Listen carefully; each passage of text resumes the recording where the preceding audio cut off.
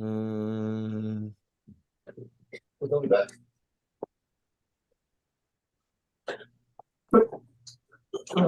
Okay.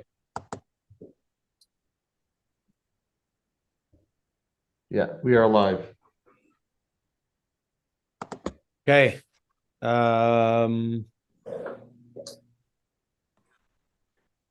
Where was this thing? You sent me the article. There you go. Okay. First of all, thank you guys for joining. Thank you. Thanks for being willing to do this. You have two of Rabbi Yitzi's friends, both Chabad Shluchim for many years. On the other side of the country, you have Rabbi Yosef Konikov in Orlando, Rabbi Moshe Bleich from Wellesley, Massachusetts. Yeah, I guess you guys can take it away, talk about Yitzi, talk about his article. Thank you for joining.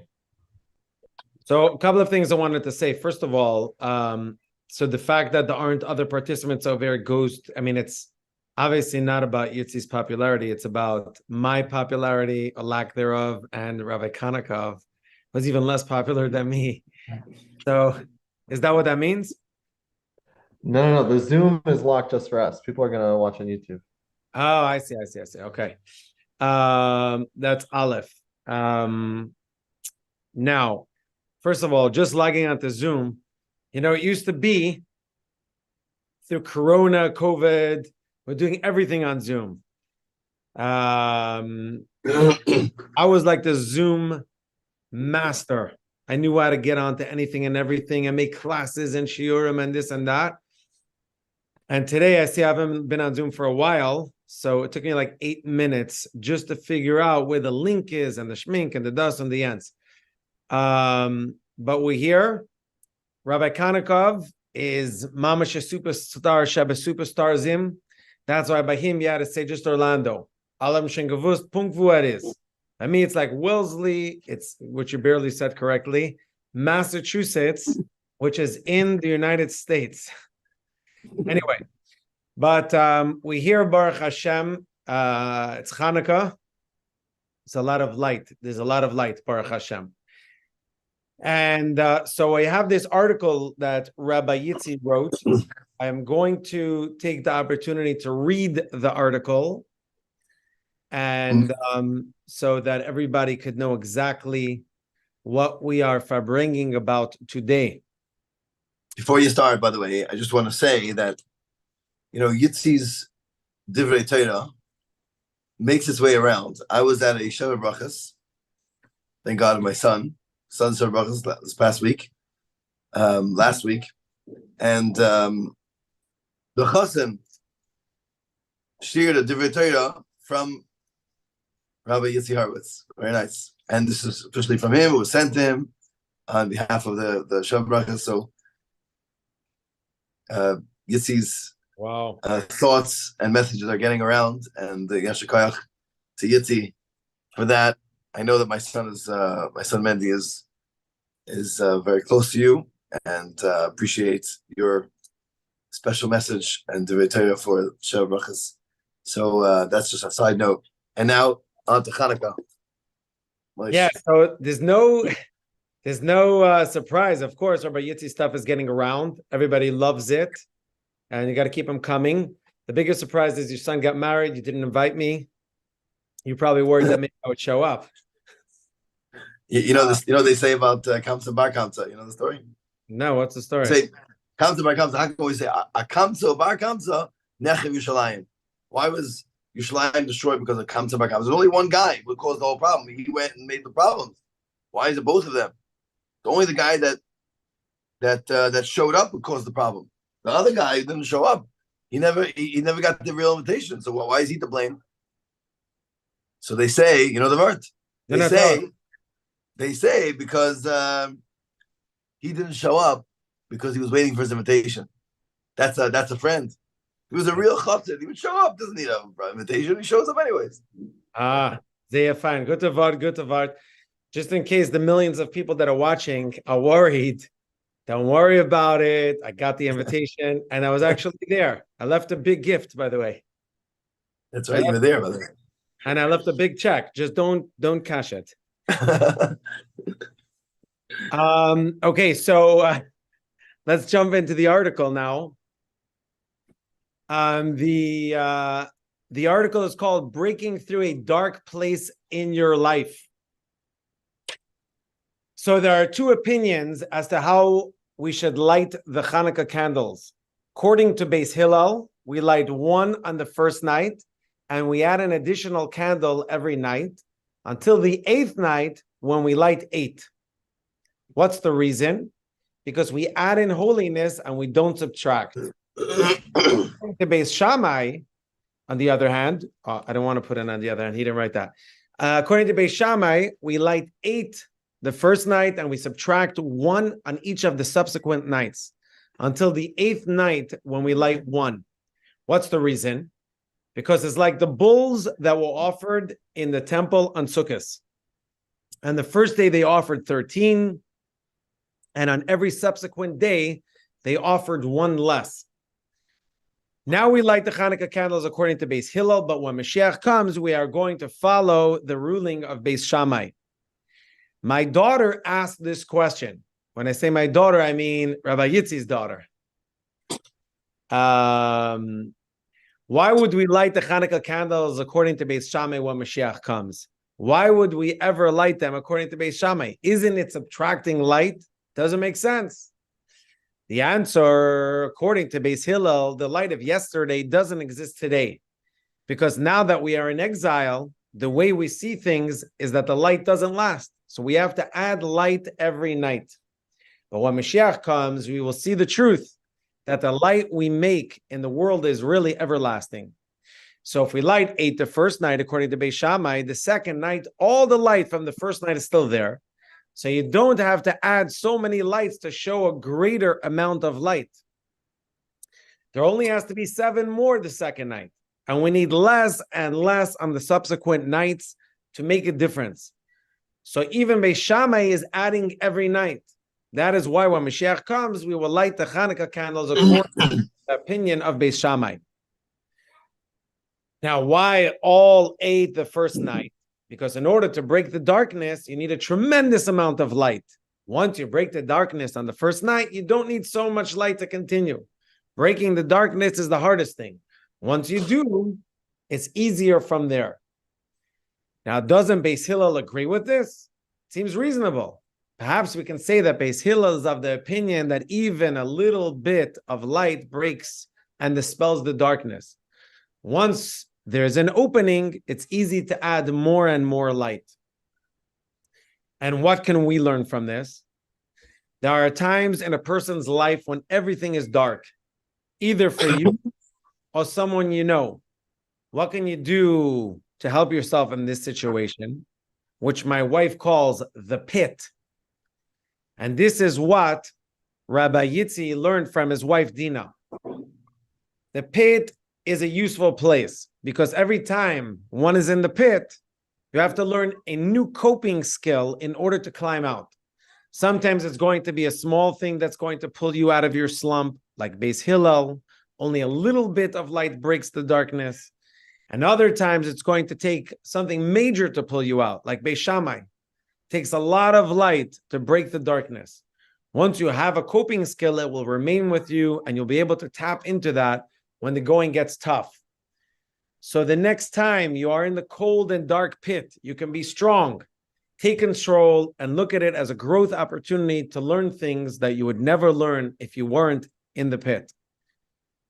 And when you're in that pit, take the time to process emotions in your life that are less than comfortable. Be compassionate to yourself.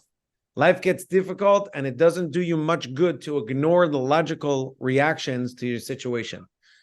Once you give space to the uncomfortable emotions and let them process, you make room for the joy again.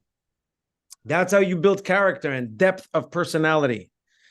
And then you will be equipped to be there for another who is going through a rough patch because you will truly understand. And Rabbi Yitzi finishes off, may we all have a happy Hanukkah, and may Hashem send Moshiach and do away with the pit once and for all. May he come soon. Amen. I mean, it's a beautiful explanation on the difference between Beis Shammai and Beis Hillel and why now Beis Hillel and later we will follow Beis Shammai. It's definitely interesting. I have a guy in my community. He's a little bit of eccentric kind of guy, and actually, one of my eccentric guys in my community. Very good. He used to say, "Why can't we do both?" Beis Shammai, Beis Hillel, everyone's lighting more than one menorah. Everyone has different menorahs in their house. Whatever. He used to always make me crazy that we should light. Then he said, "You know what? How about we take one menorah? We start from one side. We do." I said, "You can't do the same menorah for sure not." He said, "Well, one night you could." I don't know. Is there a night? I guess if if we go down every day according to Beis Shammai 8765. On the fifth night, you're doing 4. On the fifth night of Beis Hillel, you're doing 5. I don't know if it's any way to. There's never a time that they're sharing that we're going according to both Beis Shammai and Beis Hillel. Correct? It's not possible. Wait, what about the fourth night? Say that again. Maybe I missed that. What about the fourth night when, according to Beis Shammai, you start? It's going to be 5 only. On the fourth night, it's 8765. 8765. Yeah. 6, 5. So you can never do both. No way. They each got their way. They're like, listen, there's no right. There's no playing game. You got to choose a side over here. Yeah, exactly. By the way, speaking about this, is there opinion somewhere to light all 8 each night? Or no opinion? Not that I know of. Right. But the only thing is, if the Rebbe talks about what happens if a person missed one night and he lit the wrong amount the next night? Is he still being Moshe by doing one more candle, even if everyone else is on the 4? But for him, he's doing a safa, he's only doing 3 because accidentally he did 2 twice. But nobody does that. If someone made a mistake, and it happens, by the way, that people make mistakes, especially when people travel to places like Orlando, they don't even know the calendar. I had one year after Hanukkah, it was the day after Hanukkah, and the guy is dominating for the Amud, or maybe he wasn't dominating, someone else was dominating, and he screams at the guy, Hallel, Hallel. Hallel for what? He thought it was still Hanukkah. He was a little confused. But anyways, back to this thing. First of all, this idea of everyone lighting another candle, increasing every day, Mahadrin and Mahadrin, according to these opinions, Bechlal, especially Beis Hillel, is every Jew does that, which is very fascinating. Whether you're conservative, reform, not affiliated, when it comes to Hanukkah, everyone does it the best way. I remember I once heard from Pinney and Druzier,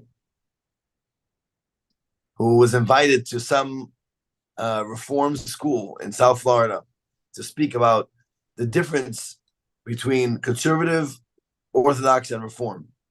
And he knew that every week they invited another guy, and he's going to come, and what's he going to tell the kids? Oh, yeah, Orthodox is a lot of fun. We have separate seating, and we cover our elbows and our knees. I mean, where's he going to start? So he didn't want to be like the outsider that's going to come in and tell them, try to proselytize about, traditional Yiddish guy. So he comes in the room, and he's like, Hanukkah is coming up next week.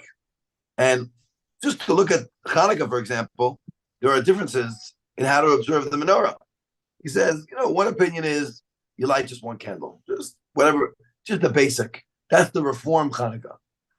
And then the Mahadrin is that everybody light the candle. That's like conservative. And then the Orthodox is that everybody lights a candle and they increase another candle every night until you have 8. He says, okay, who here is Reform and lights just one candle the whole Hanukkah? Nobody raised their hand. Who's conservative? Nobody. Who lights like the Orthodox? Everyone raised their hand. He's like, okay, guys, you're all Orthodox. His point was that it's good.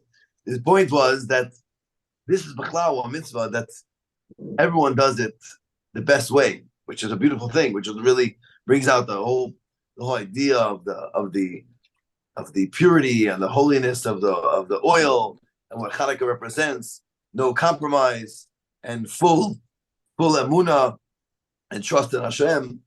So that's just a start. And then this machlekes of Beis Shammai and Beis Hillel, which we know the Rebbe talks about it also, and has this explanation.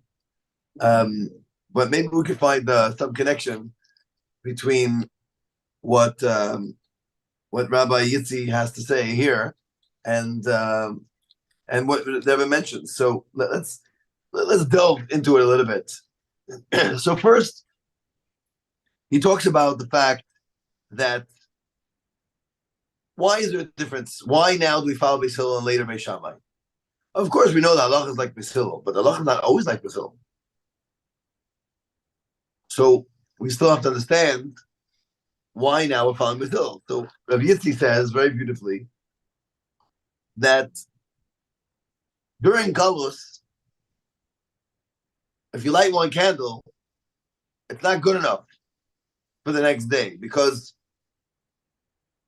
it doesn't last. But what does it mean? What does it mean it doesn't last? I mean, isn't kedusha the only thing that lasts? You know, we learn about how a person dies and the shama leaves the body, and whatever's left in the body, the ra, the evil, dissipates.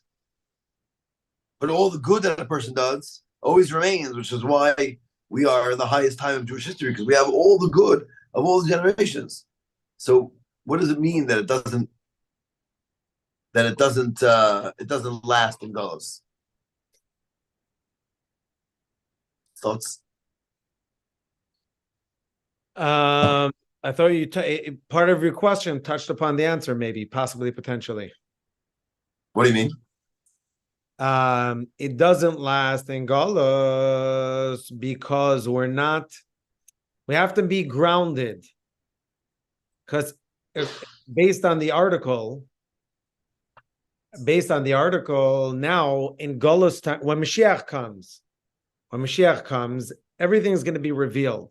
So the light will be revealed, and the light that exists and is here regardless, it's here because we believe that the light stays. I think both sides believe that the light stays, right? It's just not revealed. So the reason why right now we don't have that is because we're not grounded in that Moshiach era type mindset where we see the light, and that's why we're stuck and it's not lasting and we don't have that light with us. I think maybe the trick over here is to get ourselves, like the Rebbe would always say, to get ourselves into the Moshiach. Got to put yourself in Moshiach mindset, which means that you see the light, you appreciate it, you're inspired, you're living like what will be when Moshiach comes. When Moshiach comes, we'll be able to see everything, the effect of our mitzvahs. Right now, we don't see it. So either you got to keep on doing more and more and more and more to constantly create gili oyer, because otherwise it's not going to stay. Or we have to put ourselves in this Mashiach mindset that we could see it, we could live with it because it'll be revealed like it'll be then. But otherwise, you could do something today, but tomorrow you may not be inspired. Some people think that. Yeah, go ahead. No, continue. That's good. Saying some people, they're like, people come to me like, Rabbi, I'm never going to do this and this and this ever again. Whether it's something negative or something positive they want to do. Rabbi, I'm going to be here every day, and they were excited then. But tomorrow, all right, okay, they show up once or twice, and then after a while, they're gone. Like, haven't seen them in ages. It's very easy for a person to fall out, Yeah. People get, it's like when they're inspired, it seems like they're never going to leave, So excited, everything's great. And that's why, B'chlal mitzvahs you have to keep on doing. You can't stop. They used to tell us that avodah is like an escalator. That if you're going up, an escalator going down. If you're going up, no. If you're moving, if you're climbing, then you go up. You got to go quick. If you stay stagnant, if you don't move, you're gonna go down because this world is set that way. So along those lines, just another mashal for the same thing. Rabbi Gordon Shlita, the mashpia in the yeshiva in London, would always say that it's not enough to stay stagnant. You can't stay in one place because life is like being in the water, and there's a current. There's a strong current. So medaf alamol shvimin. Even if you're just treading water, you're going backwards. You can't keep on doing the same thing you did yesterday. If you stay in one place, the current is pulling you. Treading is not enough. You have to swim. Even when you swim, you go swimming against the current. So you're lucky if you gain some ground by swimming against the current. Sometimes you have to be a professional swimmer. You have to swim visadarv design. Just a half swim or a treading of the waters, you're going the wrong way. We always have to be, like you were saying before, Moshiach mindset, daf leben Moshiach dik. You always have to keep on going, keep on doing.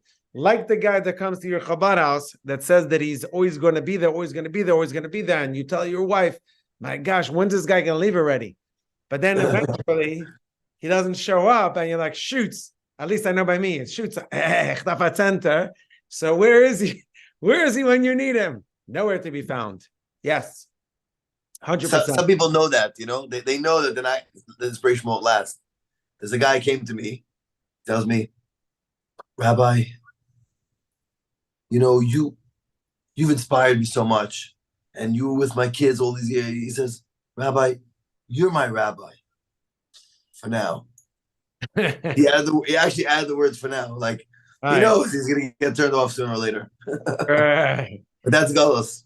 When people come, this is the rule. I'm sure you've been down this. When people come, right in the beginning, you know that it's not going to last because it's not stabil. It's not going to last. So they say in Shliach school, they tell you that when that happens, make sure to take as much as you can right away in the beginning because it's here today, gone tomorrow. Now, I'm joking, by the way. I'm joking about this, that there's a Shliach school. You should do that, but it's not in the Shliach school. It reminds me of a guy that we had. There was this fellow that would come to us only Rosh Hashanah and Yom Kippur. Every year he shows up, and he always came at the time when you can't talk. So he would walk in, I'd be like, oh, no, trying to get his name out of him. He didn't understand what I was talking about. Oh, no. And then he would always leave, like in the middle of Shtil Shmanesre or somewhere, or while I was laning, or he would always leave when a time when I wasn't able to speak to him. So 3 or 4 years passed. He was there, Rosh Hashanah, Yom Kippur, and I never got to have a conversation with the guy to find out who he is. One day, he was there, Rosh Hashanah, Yom Kippur. I don't remember what it was. I think it was Yom Kippur, actually. And he was there at a time when I was able to speak. Either he came before Baruch Shama or after Shemini Esrei, or he stayed that long. I introduced myself to him. I recognize you. You've been here the last few years. What's your name? Do you live in the area? It's unfortunate. We love to see you, but unfortunately only twice a year.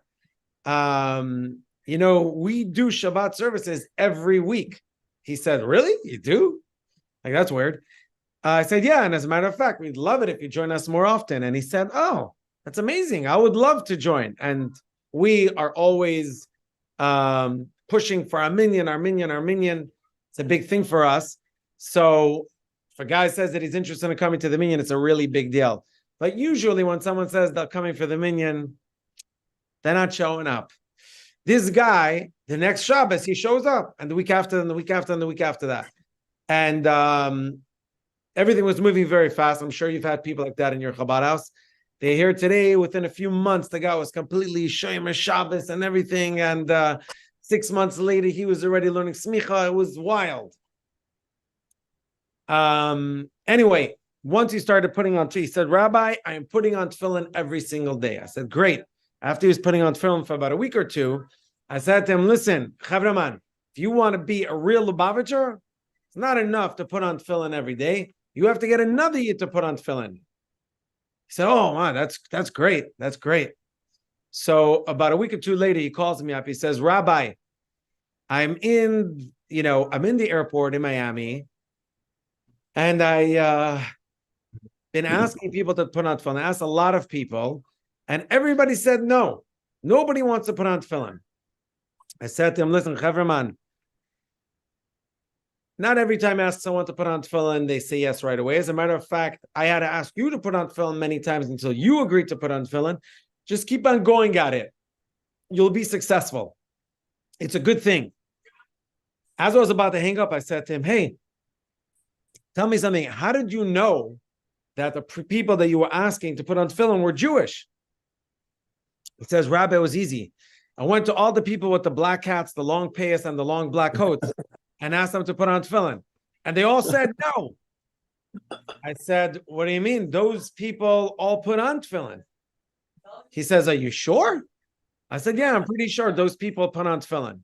He says, okay, I guess, he started asking me, so how do I do it? Blah, blah, blah. Anyway, that's the end of that part of the story. And then about a month or two later, I was in Williamsburg having tea with a relative of mine. And my relative says to me, he says, say for me, Moshe, I'm trying very, very hard to defend the people in Williamsburg that are coming with a lot of kindness. They're arguing that Lubavitchers are crazy. And every time I try to defend, they come with crazier and crazier stories. So I said, oh, what do you mean? What kind of stories are people telling you? He says, well, last Friday night, I was by Shalom Zucher, and a guy was telling a story over there. He said, the Lubavitchers are in a Meshigah. So he said, why? Why do you say that? He said, Reuven in the airport in Miami last week, 2 weeks ago, is coming over to me, a guy. He's having short pants, tank top, tattoo, earring, no couple. He's asking for me to put on tefillin. I said, holy cow. Before I had a chance to say anything, he says, I told him that he's lying. He's making up the story. I said, no. You could go back to this guy and tell him. It's a true story. And this Chevraman that was asking them to put on tefillin is a real guy. He's actually from our Chabad house. So it's a funny joke. It's a true story, but it's a funny joke. But it actually got me thinking that the Rebbe always pushes for every single person. Yeah, it might look funny to someone from Williamsburg, that a guy without a yarmulke and with short pants and with tattoos, etc. And I'm not suggesting for a second that people should actually look like that. But I'm saying that every single person, wherever they are, has an opportunity to offer something forward. You take the Gon Yankov that the Rebbe instilled in every single Lubavitcher Chassid and has the opportunity to give that, go forward, pay it forward, v'mizakt. And so this person had something to offer as well. He was able to offer someone to put on tefillin. By the way, the same guy, soon after he had become, I don't remember if it was mamash the first year or the second year. I think it may have been the second year. So it's already a year after he started coming around, because after Tishrei, this story happened in Sukkos. He came to help us put up our sukkah. And it was very hot. Not Florida hot, but it was very hot for us in Massachusetts. And he was helping me put up this chach, and it was not sweating like you're sweating. I said, what do you mean? I'm wearing 3 layers. I have a shirt, I have tzitzis, volene tzitzis, and I have an undershirt. He's like, why are you wearing so many layers? I'm just wearing a t-shirt. I said, yeah, but I have to wear tzitzis. He says, what do you mean? Just get the tzitzis that I have. As a matter of fact, I'll get you a pair. I got these on Amazon. It's just the strings. They Velcro onto the belt, and you don't have to wear the beged. And at this point, he was already completely shemer. I think it was the following year. He was already completely shemer Teda mitzvahs. I had to explain to him. I didn't want to tell him, no, those aren't kosher, because that's what he had been wearing apparently the entire summer. Tzitzis you can buy on Amazon with a Velcro that just go. You wear them, Yosef? The strap-on scissors? Yeah. I see from your uneasy laugh that you probably have done now. Florida. Anyway, the point is that everybody has something to offer. We all have something to give. that gentleman had to offer someone to put on tefillin, even if that's all he had, and we each have that. Tell us more about it, Rabbi Konikov. First of all, it's interesting. What you're saying is that this whole Indian of doing more and more and more and more, in order to maintain the light that you make, you have to always add. Which it's true, because the Indian of Hanukkah Menorah is to light another candle, which means it's not good enough. Yitzi is talking about adding light. He doesn't say exactly what type of light, but if you say a menorah, it means also to illuminate the other, because every yid is a neir. Like so, this talks about the menorah of the Beis Hamikdash, that Baleisas Hanerais means to ignite another Jew. So it's part of maintaining any light that you have to light another Jew. Otherwise, your light's gonna also, you'll become uninspired. In other words, this whole thing, people ask us all the time, especially guests that come here. Like, so tell me, what makes Lubavitch tick? People ask me that all the time, because many people have spent their first experience, in a Chabad house here in Orlando when they're traveling, or it's one of the places that they've been to, and they're amazed that it's alive. There's something. There's always chayus, and there's always activity, and there's never stopping. So what is it? And the truth is that by being involved in hafatza and in reaching out to other people, it inspires yourself. It's just a fact, I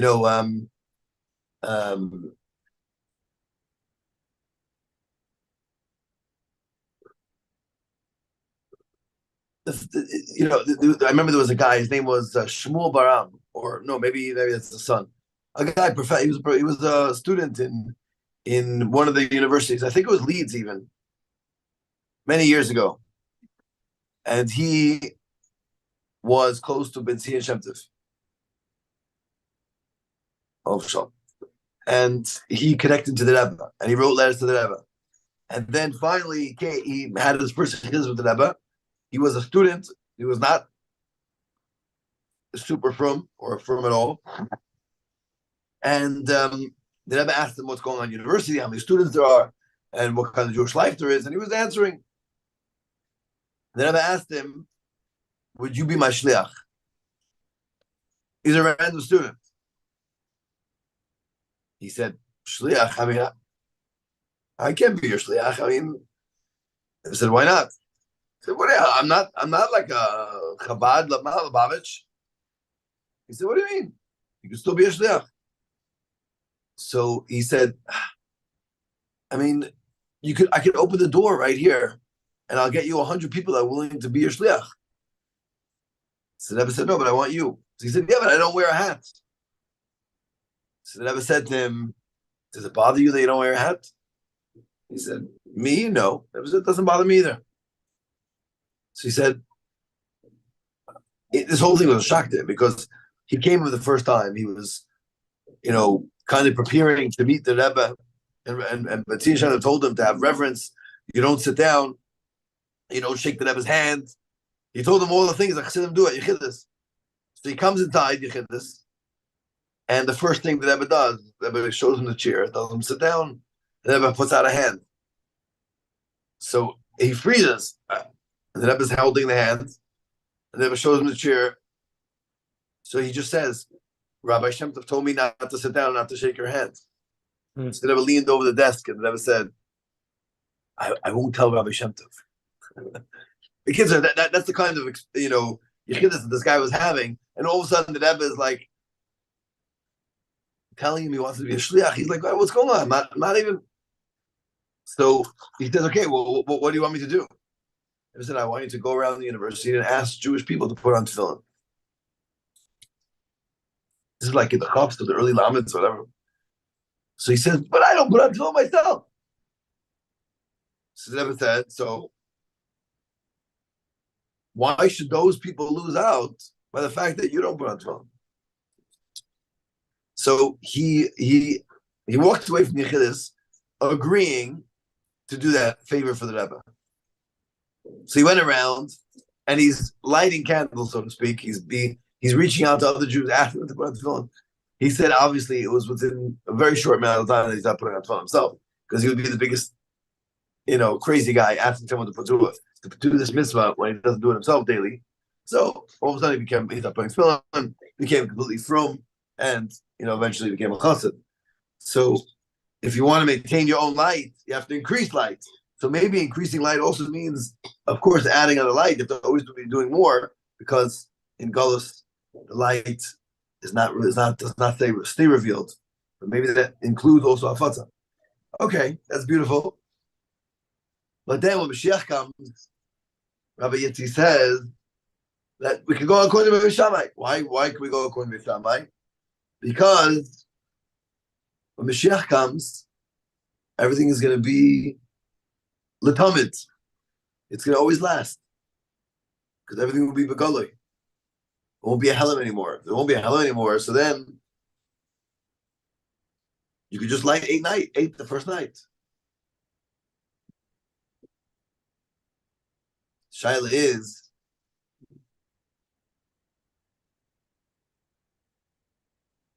why go down? Why do you need 8 in the beginning and go less? What's the point of that? So Rabbi Yitzi says you're not really going less, because the 8 stays, and now you're adding to 7, to 6. Why would you go down? So he says because in the beginning you need a strong light to break through, to just knock out all the cheshach. And then afterwards, you don't need as much to break through the cheshach. You can minimize, because everything stays. So actually, according to Beis Shammai, you're also really increasing. Also, you're not going less, because you have the 8, and you have the 7, and you have the 6, and you have the 5. You're adding all onto that. It's beautiful. But by the way, one thing that we're thinking, I was thinking while you were talking about this thing of if you're stagnant, then if you don't continue growing, you lose in Galus, you lose whatever you have, so to speak, at least the experience of it. It applies for us as rabbis, as shluchim, as teachers. We all know that if we put a hold on a class, on a shir, on a minyan, and then you try to start it again a week or two later, forget about it. It takes a month to get everyone back. That's true. It's like true. I was thinking just this summer, I went away for a couple of Shabbosim, and we don't have like an automatic minyan. We have a minyan Baruch Hashem every Shabbos, but every Shabbos I need to send out messages. Please show up, please show up, please show up. And I was talking to another shliach, and he said to me, listen, it's crazy. I just told the people that before the summer started, that these 2 weeks, no minyan, I'm not going to be there. And I said to him, I tried that a few years ago.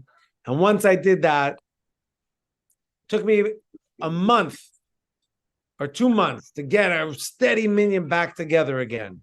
Once you open up a little bit of, like even a small window, it takes a while to build it back. By the way, with what you were saying before, with lighting up someone else and you're using that to keep yourself lit, is a famous story. I know you have an Italy connection. So there was a story that they tell about Rebbetzin Gorelik. When they moved on Shlichus way back then, was that about almost 70 years ago, I think it was. And Rebbetzin Gorelik was in the Beis Yaakov before she got married. And before she moved to Italy, she made a goodbye party for her class from Beis Yaakov. She was leaving to Italy. In those days, you went to Italy, you ain't never coming back. I mean, you come back, who knows how, not often. Maybe a chasana, maybe even not. I just heard a story from Rabbi Lou Zalguzun from London, where he wrote a question to the Rebbe if he should come to his brother's chasana, because his father really wanted him to come to the chasana. So he wrote to the Rebbe because mitzat kibedav, if I can come in, my father really wants me to come in. How did he know that his father wanted him to come? Because Rabbi Sudak had spoken to him and gave him that message. Please tell Shmuel that I would love it if he joins his brother's chasana. So the Nukudah is vas. It wasn't, you went to Europe, who knows when you're coming back. Even a chasana, Love dafka. So they made a goodbye party. At this goodbye party, her friends were saying, what are you going to do about Yiddishkeit? And it's such a treif in the art like Italy. How are you going to stay connected to the Yiddishkeit? And she said, what are you talking about? I stay connected because we have the Rebbe. We're always connected to the Rebbe. We are like a pot of boiling water that's on a flame, and the flame is the Rebbe that continuously gives us the fire. Now it's coming back to me. By the way, I think that they said to her that no matter how I think she said something like, "Wait, don't ruin my story. I'm getting there." Oh, okay. Yeah. So they said to her, even if you're a hot boiling chainik on a fire, if you take that hot boiling chainik and you put it into a cold bath like Italy, it's going to cool down the hot chainik. Oh. So she said, that's true. If you remove the chainik from the hot fire, meaning you unplug chas v'shalom from the Rebbe, so then it could cool down the chainik. But if you take the chainik, zusammen mit the fire, and you put it into a bath, not only will it not cool down the chainik, but mit the zeit, it's going to warm up and even bring the water, the cold bath, to a boil. And that's what we are. We are Chassidim of the Rebbe. Kol zman we stay connected to the Rebbe. You know, when I was 13, 14 years old, I was learning at Stoliner Yeshiva in Borough Park. And I used to go every day by lunch. I would go to this place around the corner from the yeshiva. The Russians were just coming to America then. And I would go there to put on tefillin. There was like a school where the Russians were coming to. I'd go there and put on tefillin every day with these kids. One day I got caught by one of the Magid Sherm. I wasn't supposed to leave the premises by recess. And he said, where are you going? Well, I saw you on the street. So I said, I go to this place around the corner. I put on tefillin with people by lunch. Said, but you're not allowed to go there. You're not allowed to leave without reshus. I said, yeah, but I figured, I said, This guy was a real litvak. He was teaching in a Chassidish yeshiva, but he was a real litvak. And he said to me, tell me, when you put on tefillin with another person, forget about that person. Does it do anything for you? He wasn't even willing to give me, by the way, now that I think about it, the credit that maybe the tefillin on Yanim is something. But he said to me, he did their head and their ken, the following vart. He said, does it do something for you? I said, of course. If I put on tefillin with someone else, it also lifts me up. He said, Oy bazois agut zach, and you should do it. Meaning, forget the frayid. But if it's helping you, it's good. Do it. The nakuda is that we have this fire. It's special fire that it's instilled to every single Lubavitcher Chassid, and we have to take advantage of it. The $1 million question is, how do you stay, like Rabbi Yitzi was writing, the darkness, the pit, and the Yetzer Hara has 1,000 other names for this. How do you stay out of that pit? How do you stay v'sadar tzazan with a geschmack? We're connected. And I'm going to suggest today that the answer might be Chassidus. That's what the answer is, I think, I believe. And I'll tell you how I came to that conclusion that everybody already knows.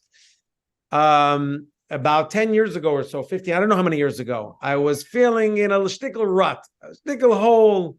I wasn't feeling inspired. And I was trying to figure out what I can do. How can I get out of this? And I was talking to Rabbi Gordon, the Mashpia in London, and he said to me, "You're feeling down? Tell me, do you learn Chassidus every day?" I said, Chassidus every day? I don't learn every single day. I learn Chitas, I learn Rambam. Connect to the Rebbe. But to learn Chassidus every day, no. He said, but I've learned Chassidus every day. I said, I don't really, it takes time. It's a commitment. He said, well, tell me your Seder Hayoim.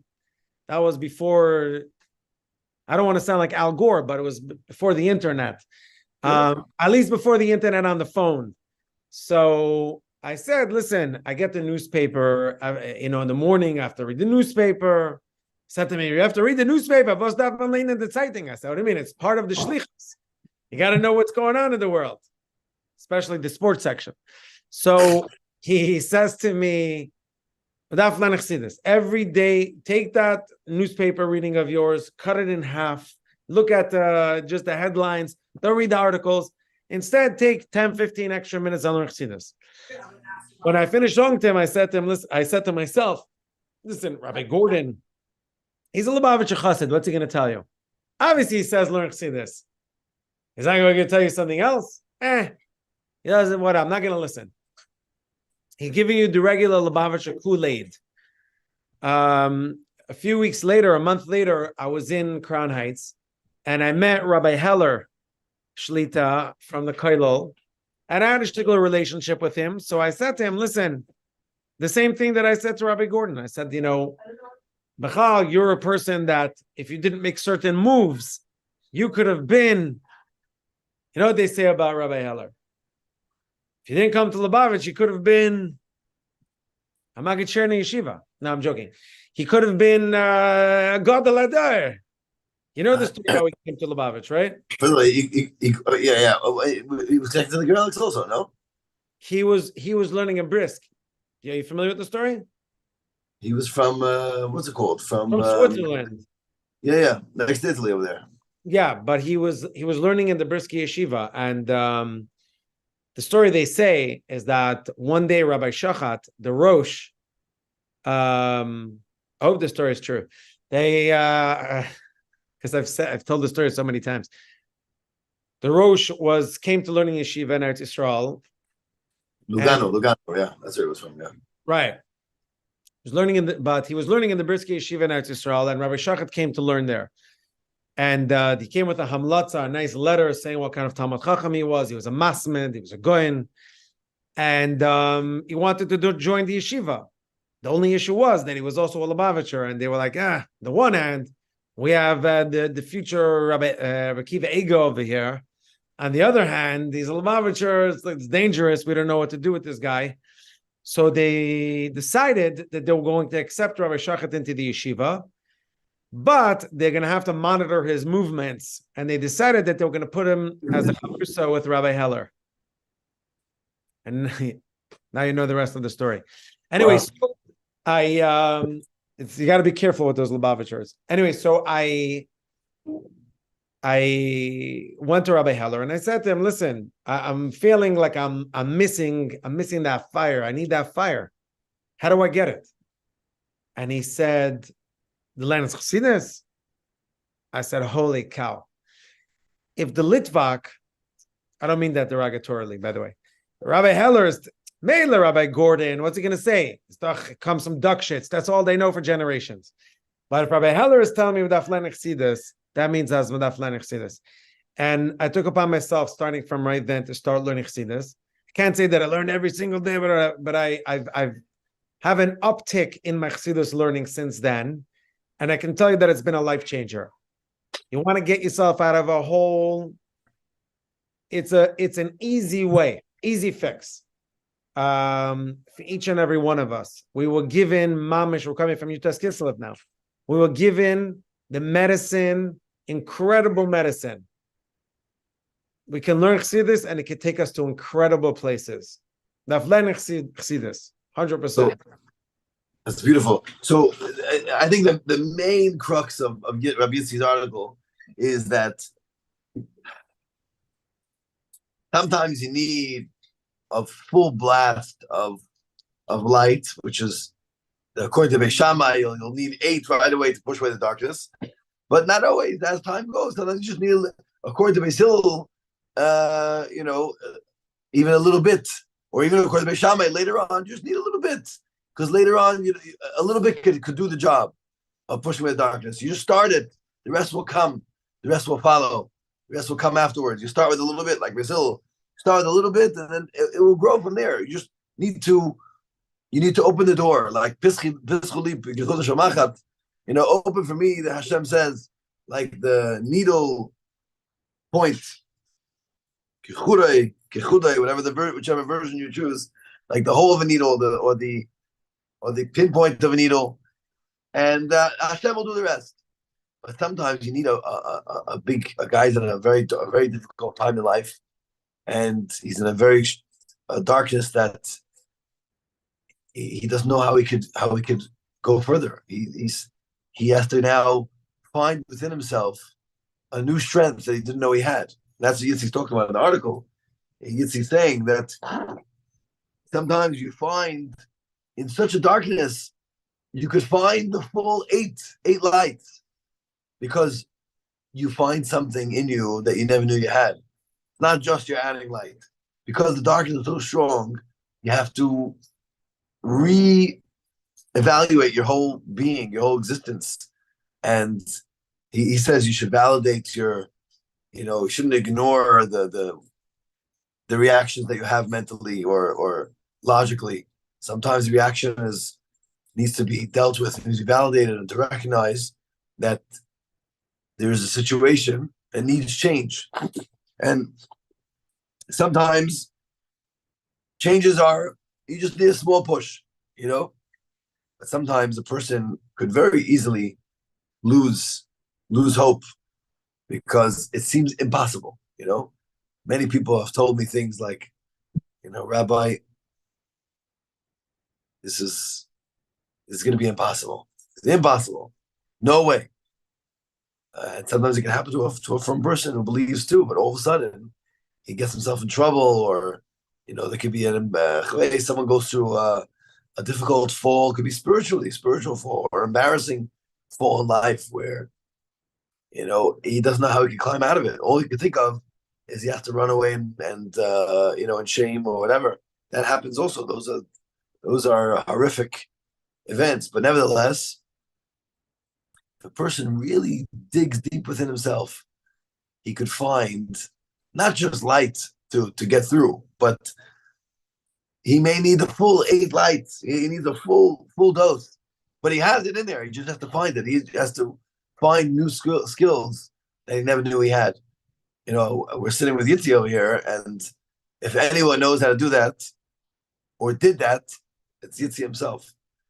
Yitzi never. I'm sure he never imagined that he would be in such a difficult, have such a difficult challenge. But look, he has influence all around the world. He's sharing Torah and inspiring people that would have never met him otherwise. Yitzi found he found a new skill within himself. I don't mean the skill of typing and writing without using your hands or mouth. I mean the skill within his brain and heart to have the strength to be willing and to know that he could make a difference in this massive, that people could learn and see from his situation, find inspiration there, and it could inspire them in their lives, and that's truly incredible. But it means that everyone's able to do that if we just dig deep down. And sometimes you don't need that major life transformation. You just need to not give up when all it takes is just a little, do one thing, take a little move, and all of a sudden things could change. It all depends on how you approach the situation. You could just give up, or you could do better, do more, and all of a sudden things will turn around. But if the darkness is stronger, then it needs a lot more. But you're saying that with chassidus, if you have a lot of chassidus, you'll push through. That could do it. But keep in mind that you could also start with a little, because we're talking about what happens if someone chas v'shalom is in a deep, like Rabbi Yitzi says, if someone's in the pit. But keep in mind that our Rebbe says it in 1,000 places, mat oir ducha harbe choshech. When better to talk about that than on Hanukkah? So even ma'at oir, if a person is in a place where he doesn't want to be, ma'at oir, maybe a little chassidus, and then if someone's in a darker place, a little bit more chassidus. But start with that. Start with bringing the Rebbe into your life, living with the Rebbe, someone, I just heard the story, I might batch up on the details. Someone came to the Rebbe and said to the Rebbe, are you a Chassid, not a Lubavitcher? He said to the Rebbe, are you happy? By dollars, something, crazy story. And the Rebbe's initial answer was like a shtickle, like, yeah, like, and then the man turned back to the Rebbe and he said, how? What keeps you happy? And the Rebbe, the Rebbe changed his, was like, this is a serious guy with a serious question. And the Rebbe said, what do you mean? Mr. Chaid, you're connected to the Eibishter. How could you not be happy? We have to be happy. We're connected to the Eibishter. We're connected to Chassidus Chabad. Ashenu Matev Chalkenu, and use a little bit Ma'at Oir, which could be Doicha Har B'Choshech. The question remains, as Rabbi Konikov Shlita was saying, what happens if a person's mamish in the pit? Is it a little bit more oir, or is it ma'at oir that you start with a ma'at oir and then a little bit more ma'at oir and a little bit more ma'at oir, or do you have to go with a lot of oir to try to get out of there? Mrs. Hurwitz calls it the pit, according to this article. And the pit fits with what you're saying, because we say by the boyer, a boyer reike by mayim means if there's no mayim, then nachash makam yeshbay, which means if there's no chassidus, Torah is chassidus. Right. The rest is just fluff, like Gemara. Right. It says that it's written somewhere, right? That how do you have narishkeit when you're not learning Torah, then your head gets filled with Pustkite and Narishkeit and Shtus. Right. Torah, then B'derech Mamela, you're filling up your head with things and because there's no mayim and ain't mayim ala Torah. Very good, very good. Yeah, I remember that word somehow. Talk about that Lenin. By the way, this whole time I'm talking to myself, meaning to connect. Yeah, exactly. Exactly. Darf Taka lernen see this, but Taka sein Makusha zum Rebben. And there's no easier or better time to do that than on Hanukkah. When you have the opportunity to go connected to the Rebbe through Mivtzayim. But you also have to remember, like Elder Chassid once told me that he went, I'll say who it was. It was my uncle, Rabbi Shmuel Luzal Gesund sein. He was in Ichidus when he was a Bachar, and he said to the Rebbe that he wants to be Makusher. So the Rebbe said, and he asked the Rebbe how he could be Makusher to him. And the Rebbe said, Lern was ich lern. And that way you'll be Makusher. So he told me, he said he was a young Bacher, little Chanukah, I don't know how old he was, 16, 17, and he felt like he was at a moment that he's never going to be back at again in his life. He wanted to ask the Rebbe, what does the Rebbe learn? He said it was a little chutzpahdik, but he felt like it was now or never. So he said to the Rebbe, was learned the Rebbe? And the Rebbe said, ich lern nigla und ich lern chassidus. So from this you see that there's many ways to be Makusha to the Rebbe, I'm sure, but one easy way is certainly the way the Rebbe said, lern was ich lern. Lern nigla und lern chassidus. Und durch lernen nigla, chassidus, or the beder, we have an easy way to be Makusha to the Rebbe, and we taka should be, and that will give us the Goyin Yankov that the Rebbe instills in each and every one of us. It's the little kernel of strength that the Rebbe gives to us. Don't take it for granted. Don't take it for granted that you have this, even Mivtzayim. You think the average person from Eid that walks around has the guts, v'mezakt, to go ask someone, excuse me, sir, are you Jewish? Would you like to put on tefillin? Did you like the menorah? No, the average person does not have the guts to do that. This is a Goyin Yankov that the Rebbe instilled in each and every one of us. And I'm sure everybody has 1,000 stories that they can tell about when they went out of their comfort zone and asked someone that one further question, which changed that person's life or their own life even. I know I myself have a bunch of stories like that. Well, I was thinking to myself, I could just let it go. No, but what would the Rebbe say right now? Right now, the Rebbe would say, don't let the guy off the hook. Boom, go in for the kill right now, right here. And that question that I wouldn't have usually asked through a series of things literally changed that person's life. the other person's life. Also changes my life by extension. So we need to take advantage of this Goyin Yankov that the Rebbe, the seed that the Rebbe puts into every single Lubavitcher Chassid, and utilize it. Utilize it to take another Yid to a higher place. Utilize it to take us to a higher place. Learn Chassidus, Mat Oir, change the world. Take us out of that place where no Chassid and no Yid should ever be in. And live a life of Lichtigkeit and Freilichkeit, and just try to continue to lifting up every single person, which Be'ezus Hashem Yisbarach will bring about the completest galus of Malach HaMashiach, take us out of this bitter galus. And we see, I'm sure you see, Rabbi Konikov, I'm sure everybody sees how many Yidden are inspired now, doing things that they would never, ever do. I myself, personally, I'm one little kakar, one little Chabad house, one little shliach. How many stories I have of people that have come to me and say, Rabbi, I want to do kach v'kach. I want to start wearing tefillin. I want to put up a mezuzah. I want to wear tzitzis. I wanted this, I wanted that. All this from people, I want to keep Shabbos. I've had people say so many things that they want to do because of the events that occurred on October 7th.